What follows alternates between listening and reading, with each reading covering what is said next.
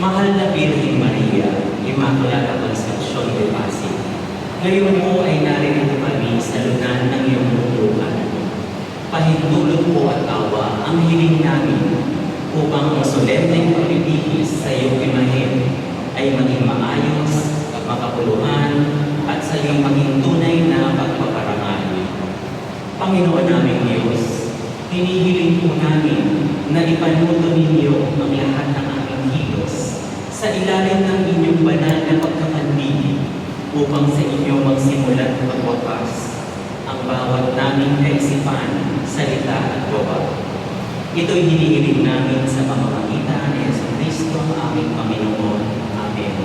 Sabay-sabay po tayo, luwalhati sa Ama, sa Anak at sa Espiritu Santo, kapara mo sa una, ngayon at magpasawalang hanggan. Amen. Sa ngalan ng Ama, ng Anak at ng Espiritu Santo. Maaari na pong maupo. Ngayon ay